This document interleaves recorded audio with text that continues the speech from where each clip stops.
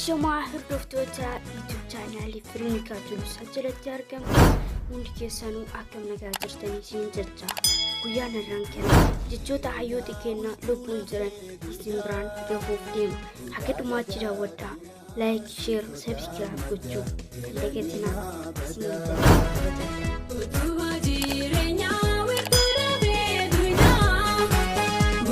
Sobeen nama sossoba malee alegaan garaan keessi diinuma jecha Jawaar Mohammad.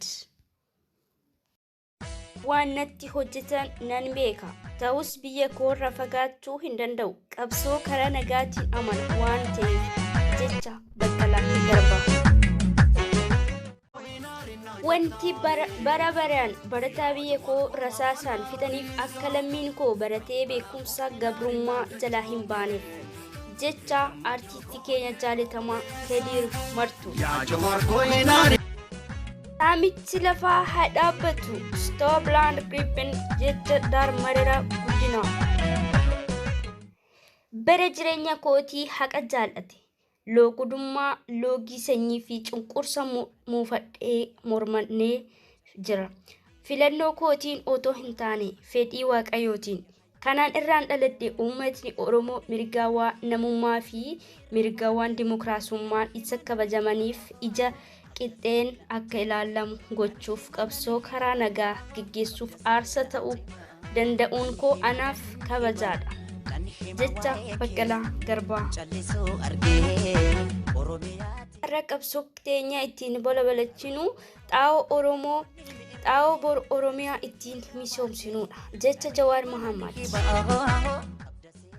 Abjuun koo ijoollee Oromoo miti hunda keessa jiraniif mana hundatti argamaniif kitaaba afaan Oromoo isa ittiin barachuu danda'an uumamuudha. Tolchuu Tufaa. Wadalli harree hanga fedhe halaakuyyuu waraabessa haadha manaa isaarraa dhoowwuu hin danda'u.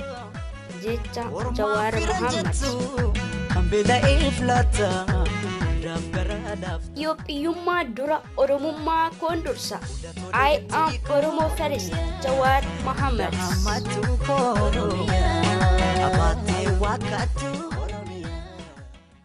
Mootummaa isa bulchu nyaata jecha Darmaraa Guddinaa.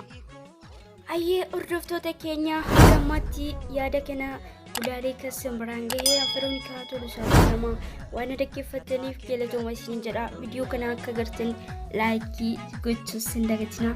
Gara Facebook, gara page, gara YouTube maqaan isuma Veronica Tulusaa jedhamu kana akka nu hordoftan gara hundaan kabajaan isin gaafanna. Yaadota akkanaa itti fufnaa galatoomadha jiraadha. Yaada qabdan gara comment irraaf nuuf Kutaada mamanti maaliif wali kokkoodu ilmaan haadha tokko maaliif wali nooddu maaloo yalmaan koo kutusu maaloo yalmaan koo hangafa maaloo ormayyuu guddise dabarsee fi boonse maa dabare.